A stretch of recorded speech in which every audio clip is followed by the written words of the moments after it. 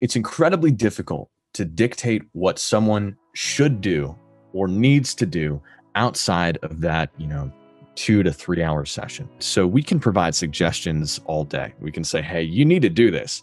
Yeah.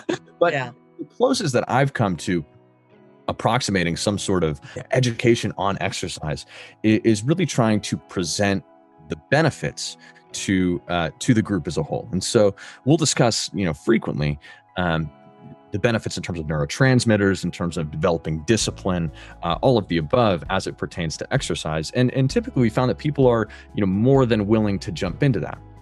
Now, everyone's at a different place. A lot of people suffer from, chronic pain. They may have difficulty getting out of the house. There's a number of different factors that could confound someone's efforts to, increase their level of physical fitness.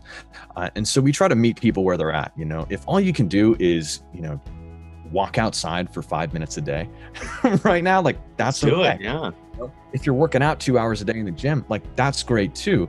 What's important is that you're doing it and you're developing that discipline. And so we try to encourage that as best we can, but it is incredibly difficult to mandate. I think the best that we can do, and particularly in this outpatient setting and particularly virtually, is try to present to the best of our ability the benefits of doing this. So it's the benefits of being in recovery. It's the benefits of, exercising.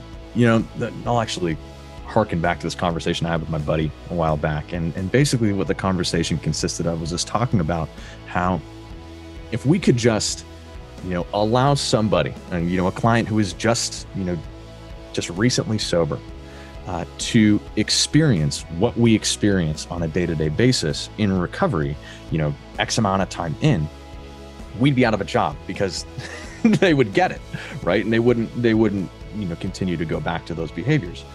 And so we can't do that. So to the best of our ability, we try to present that, this is what you can expect if you try to do this right? Nobody's perfect, but this is what you can expect if you work towards something better.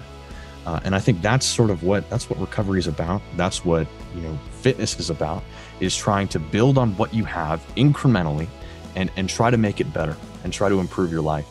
And if you do this for, this amount of time far into the future, you can look back at that point where you started and you can say, look how far I've come. Look what I've done with my life. And so that's what we're trying to encourage. And that's what I try to, bring to the table with Outpatient.